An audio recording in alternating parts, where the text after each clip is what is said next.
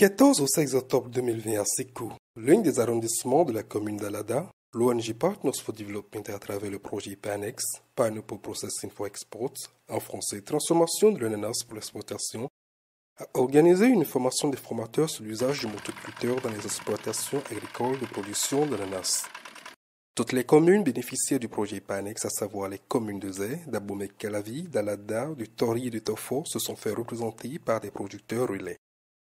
La formation sur l'usage du motoculteur dans la production de l'ananas s'inscrit dans le cadre des actions à mener pour atteindre l'un des objectifs phares du projet PANEX, qui est l'accroissement de la production d'ananas. Cette formation vise à terme à réduire la pénibilité des travaux de labour sur les exploitations de production d'ananas, afin d'accroître considérablement les superficies emblavées par les producteurs. Conduite par le cabinet Kiwi Assistance, spécialisé dans la fourniture de matériel et équipements agricoles, les participants à la formation ont été formés sur plusieurs aspects de l'usage d'un motoculteur, à savoir prise en main et démarrage du motoculteur, montage et démontage des outils de labour et de pulvérisage, technique de labour à la charrue à deux socs, technique de pulvérisage et la conduite sur route du motoculteur. La mécanisation de l'agriculture en général et l'introduction du motoculteur sur les exploitations d'ananas en particulier contribuent non seulement à une réduction de la pénibilité du travail, mais génèrent aussi des gains en temps et en ressources financières aux producteurs, comme en témoignent les participants. Je suis entièrement content pour ce que le PFD est en train de faire, parce qu'avant là, le labour manuel, ce que moi j'ai vu, c'est très difficile, parce que ça prend, c'est une question d'énergie, et on n'arrive même pas à trouver la main d'œuvre. Mais au finish, avec l'arrivée de cette machine-là, avec la manipulation, j'ai vu que c'est bon.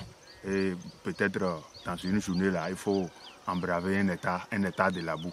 Ce qui va faire au niveau de manuel, là, pour labourer un état de labour, là, il faut avoir au moins 16 personnes pour 8 jours avant de finir. Mais en une journée, pour le motoculteur, on peut toutefois finir, on peut toutefois faire un état de labour dans ce jour-là, c'est très bon.